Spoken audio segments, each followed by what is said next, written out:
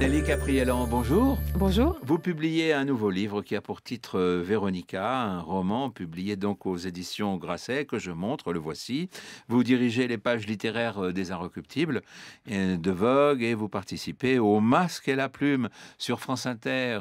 Quelle histoire, parce que ça c'est une émission qui véritablement non seulement ne vieillit pas, mais on pourrait même dire qui rajeunit, parce que c'est une émission, je vois le public qui se presse toutes les semaines ici devant la maison de la radio pour assister au Masque et la Plume. Ça, j'imagine que ça doit être ça doit faire plaisir, non, de participer à cette émission. Bah oui, ça fait plaisir d'avoir 60 ans dans ces circonstances, je dois dire, avec des gens qui font encore la queue pour nous. Oui, ça fait plaisir de voir qu'il y a des fans, il y a ils sont tous devant, on les voit quand on enregistre l'émission, on a toujours un peu le même banc, et puis des gens de plus en plus jeunes qui viennent. Non, c'est vraiment très galvanisant, ça c'est sûr.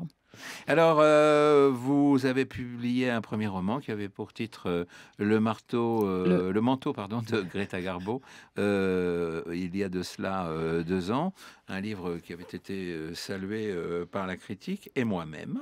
Et puis vous revenez avec un autre livre. Et alors, bon, vous restez dans le domaine du cinéma, d'une certaine façon. Greta Garbo vous impressionne peut-être. Et ce livre-ci a pour titre Véronica et se déroule à Los Angeles, Nelly. Alors, il faudrait peut-être dire en quelques mots, tout d'abord, comment ce livre est né? Pourquoi à nouveau un livre autour d'Hollywood, autour les vedettes, autour des stars du cinéma? Bah, d'abord, très, très étrangement, peut-être parce que je suis critique littéraire aux Inrocks depuis 16 ans et que j'ai lu quasiment tout ce qui se publie et qui se continue à se publier. J'ai l'impression que je prends plus mon inspiration pour ma propre fiction dans les films. Donc, ce qui m'a beaucoup influencé, ça va du Vertigo d'Hitchcock et au Mulholland Drive de David Lynch. Et là, je me suis dit qu'il y avait quelque chose qui me travaillait vraiment personnellement, qui était cette figure double, cette construction double d'une femme qui est dans une première partie et qui réapparaît ou qui se double dans une seconde partie. Alors voilà, ça c'est l'histoire. Ça, c'est L'histoire l'histoire. du livre, c'est une journaliste. On est en 2015. Hein. Elle part à Los Angeles et elle va enquêter sur une actrice justement qui était très célèbre il y a de ça une cinquantaine d'années. Oui, qui s'appelle Véronica, qui a eu une vie qui a été une méga star, mais qui a terminé oubliée, qui a très mal fini, qui est morte à 39 ans, seule dans la misère alors qu'elle avait eu des maris, des enfants, elle était alcoolique, et elle laisse en fait, comme un journal intime ou ses mémoires, elle laisse un carnet en mourant où elle raconte une partie de sa vie. Et notamment, elle avoue que pendant qu'elle était une star à Hollywood, elle a commis des meurtres de femmes. Un carnet terrible. Un carnet Et des absolument aveux terribles. des aveux terribles. On se demande pourquoi, la journaliste va se demander pourquoi. Est-ce qu'elle tenait vraiment à bousiller toute sa carrière, même sa légende? C'est-à-dire qu'après sa mort, est-ce qu'elle tenait aussi à se flinguer, à continuer à se flinguer? Il y avait un goût pour l'autodestruction chez cette femme. Et la journaliste est envoyée par donc un magazine que je ne nomme pas, qui est un peu fictif aussi, puisqu'il a quand même les moyens de payer 10 jours à une Aujourd'hui, ça d'hôtel n'existe plus, disons-le. dans un grand hôtel à Hollywood où toutes les stars viennent, hein, qui existe, hein, le Sunset Tower Hotel. Ça n'existe plus aujourd'hui, hélas. Ça, c'était le bon vieux temps. Et elle va être envoyée par son journal parce que les cendres de cette fameuse Véronica réapparaissent en 2015 à Los Angeles. Tout ça, c'est fictif, mais c'est assez inspiré par un vrai cas d'actrice qui porte un peu le nom de mon roman dans le passé, où ses cendres sont aussi réapparues. Bon, bref, donc cette journaliste est envoyée pour faire le portrait et elle va enquêter pour savoir si Véronica a vraiment commis des meurtres ou pas, parce que même si elle a avoué dans ses mémoires avoir commis des meurtres, quand ses mémoires ont été publiées très peu de temps avant que sa famille n'intervienne pour le faire interdire, la police, le LAPD de Los Angeles a mené l'enquête et n'a jamais retrouvé de cadavre. Donc il y a toujours le doute de est-ce que c'est vrai, est-ce que c'est pas vrai? La journaliste enquête, il va lui arriver aussi quelques mésaventures pas loin de ce qu'a Une vécu enquête à Véronica. risque, finalement, hein. Elle part pour Hollywood. Et on a l'impression que quand on est dans Hollywood et qu'on marche sur les trottoirs merveilleux, qu'on visite Universal City ou qu'on va à Disneyland, il ne peut rien vous arriver, mais non. Oui, où tout peut arriver, puisqu'on le voit dans quand même la filmographie énorme qui a été produite par Hollywood. C'est Et vrai. à Hollywood, il arrive vrai, toujours c'est quelque chose, hein. Il y a Il toujours arrive quelqu'un toujours qui quelque meurt, chose, hein. heureusement d'ailleurs qu'il arrive toujours quelque Oui, chose. heureusement qu'il arrive Disons toujours qu'il y quelque avait chose. peut-être une vision noire en même temps, et que Hollywood a permis à un certain nombre bien qu'Hollywood n'était pas vraiment une ville noire, elle a suscité l'imagination des écrivains qui se trouvaient là, des scénaristes, non? Oui, des écrivains, des scénaristes, je me suis beaucoup influencée. J'ai été beaucoup influencée, et c'est un hommage, ce livre, à la mythologie américaine et surtout à la mythologie de Hollywood. Donc, il y a un personnage d'ailleurs qui est Bret Easton Ellis. Donc, c'est aussi le Hollywood contemporain, puisque Bret Easton Ellis vit C'est l'écrivain, West. ça, hein. Oui, l'écrivain qui vit à West. Pour ceux qui n'auraient pas lu, on peut Oui, il y dire a que aussi Bret Easton Lewis, oui, donc, oui, c'est un écrivain. un Raymond écrivain Chandler, très qui est, original. avec Dashiell Hammett, le père du roman noir, où toutes ces intrigues se passent aussi dans le Hollywood des années 40, très glamour. Et c'est aussi un hommage à Raymond Chandler. Je ne dis pas que je peux... Là, c'est l'auteur de romans policiers. Voilà, de romans policiers. Et évidemment, hommage au cinéma. Mais vous savez, pour moi, Los Angeles... écoutez, j'y suis allée récemment, il y a quelques années, puis j'ai continué à y aller. Je suis retournée pour enquêter sur tous les lieux que je décris, parce que je voulais que ce texte qui joue sur le rêve, c'est-à-dire on ne sait jamais si on est dans le réel, dans l'hallucination, dans la fiction.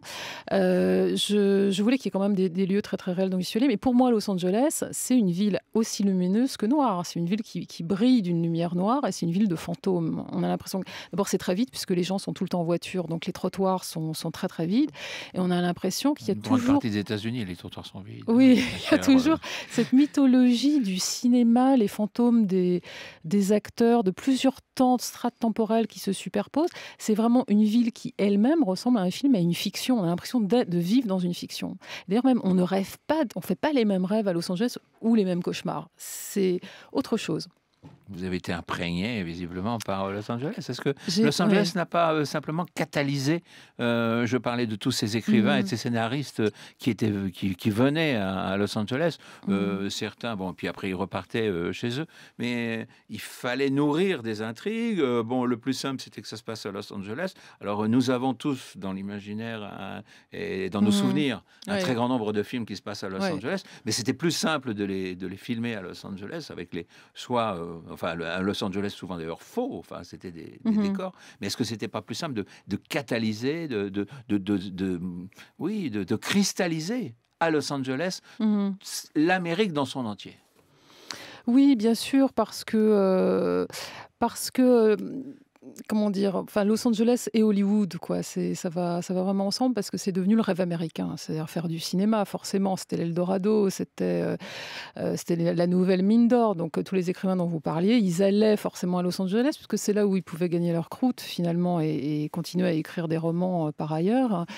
Mais surtout, moi, ce qui m'intéressait, c'est Hollywood comme laboratoire de ce qui va inonder le monde entier, c'est-à-dire des images de fiction qui, à mon sens, qu'on finit par confondre avec notre propre vie. Moi, quand je pense à mes souvenirs d'enfance, ou mes souvenirs, enfin bref, quand je pense à mon passé, sont imbriquées aussi des images de films qui m'ont marqué à un point obsessionnel. On est abreuvé, puis je dirais, on est presque pas sûr de ne pas être presque tous américaine américains. et d'avoir... On est presque notre inconscient américain. D'avoir fait vos courses au supermarché Non, mais je ne sais plus qui disait, ils ont réussi par de coloniser Sunset. notre inconscient.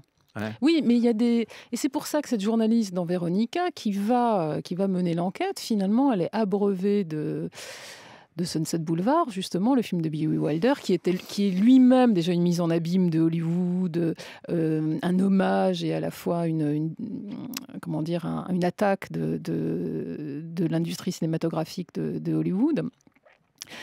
On est toujours hanté par ça, et j'interroge à un moment donné, je me dis, mais cette narratrice, elle a vu quoi En l'occurrence, je me mets à sa place. Je dis je, enfin, sa partie est exprimée à la première personne du singulier. Je dis, mais j'ai vu quoi à Los Angeles, quoi? Est-ce que j'ai vu quelque chose? Et finalement, je peux en faire aussi une métaphore de toutes nos vies. Et qu'est-ce qu'on voit quand on a le nez au quotidien sur notre réel? Peut-être on voit rien finalement. On le comprendra que des années plus tard, ce qu'on a vraiment vécu. Or là, on est nourri d'images, de préjugés, Bon, alors en français, le film dont vous parlez, c'est Sunset Boulevard, Boulevard du boulevard du Crépuscule, crépuscule. qui est un film interprété par Bette Davis. Non, par Euh, Gloria Swanson. Pardon, Gloria Swanson, excusez-moi, et qui est un véritable chef-d'œuvre. Et c'est en même temps une tragédie, surtout autour de l'actrice vieillissante, d'une ville qui s'en va, et puis en même temps de personnages un peu patibulaires. On a l'impression là aussi d'un concentré véritablement dans ce film-là. C'est un véritable chef-d'œuvre, comme je le disais à l'instant. Oui, c'est un chef-d'œuvre absolu parce que je crois qu'il creuse des questions liées au cinéma et à Hollywood, mais qu'il en fait aussi des sujets plus universels. Par exemple, la femme qui est interprétée par la vieille actrice du Meu, interprétée par Gloria Swanson, qui finalement la scène où elle regarde son image de jeune femme quand elle projette un de ses films et qu'elle voit qu'elle a vieilli et que Hollywood n'en veut plus, moi, ce qui m'intéressait là-dedans, c'était cette idée du double, quoi. C'est-à-dire comment on se duplique, la copie, la duplication. Par exemple, là, je dis dans le livre que Véronica, c'est une des premières actrices à avoir été copiée. Toutes les femmes voulaient lui ressembler, toutes les femmes voulaient être coiffées comme elle, etc. Et puis, je voulais aussi explorer, alors ça, je ferai un saut sur Mulholland Drive, pardon de faire comme ça Alors là, un aussi c'est grand David écart. Lynch, hein. Ou Vertigo, comme on en parlait. C'est-à-dire, j'adore, ça me touche personnellement, donc j'avais besoin de travailler cette question, quand il y a une première femme dans un film, une première héroïne, et elle revient en double. Il y a aussi ça dans Laura de Preminger, c'est-à-dire Jane Tierney, au départ, on pense qu'elle est morte, donc tout le monde la raconte, et tout d'un coup, elle revient. Et Vertigo, voilà, c'est pareil. Et qu'est-ce qui se passe? Généralement, la question qui se pose, c'est est-ce qu'elle va remourir, enfin, parce qu'elle n'est pas morte, ou est-ce qu'elle va s'en tirer? Vertigo, elle ne s'en tire pas. Laura, elle s'en tire. Et c'est ce qui m'a inspiré aussi le titre. Je me disais, Véronica, ça sonne comme un film noir des années 40. Il y a quelque chose de vénéneux, on ne sait pas trop, ça fait femme fatale. Bon, évidemment, comme on sait, maintenant, les femmes fatales sont plutôt des pauvres filles qui s'en prennent plein la figure et c'est elles qui morphent. Bon, là, c'est peut-être plus le cas, voilà. Mais j'étais Ouais, elles étaient fascinée. couvertes de diamants. Elles étaient couvertes de diamants, mais elles le payaient cher. Elles le payaient cher. Mais voilà, je voulais qu'il y ait... Et là, je me suis dit, je vais changer par rapport à ces films. La femme qui revient dans une deuxième partie, c'est une autre femme située dans une autre époque, donc 2015 aujourd'hui, qui a plein de différences avec Véronica. Et si au fond, c'était pas une sorte de double psychologique, de double psychique. Nelly Gabriellan, je vous écoute et je me dis, mais finalement, est-ce que Nelly n'est pas plutôt destinée à aller à Hollywood, écrire des scénarios, plutôt que d'écrire des romans, hein, et enfin surtout des critiques littéraires ici à Paris? Alors, ce que j'aimerais, c'est que si vous pouviez le dire en anglais, de façon à ce que, par exemple, David J'en suis Lynch ou convaincu, David oui. Cronenberg ou un cinéaste vous entendent et se disent: «Mais bien sûr, je vais adapter Véronica au cinéma». You Oui, should bien go to sûr, Hollywood. j'adorerais, mais j'aime beaucoup écrire de la littérature. On est vraiment seul à bord. On peut, voilà, y mettre tous Un ces scénario, c'est un fantasmes. véritable. Il y a de très beaux scénarios qui sont des véritables livres. Enfin, d'une Oui, il y a certaine de très façon. beaux scénarios, mais n'empêche, je pense qu'il y a des scènes qui auraient été là, là, ça méritait d'être de la littérature. Enfin, si j'ai réussi à en faire, c'est pas à moi de le dire.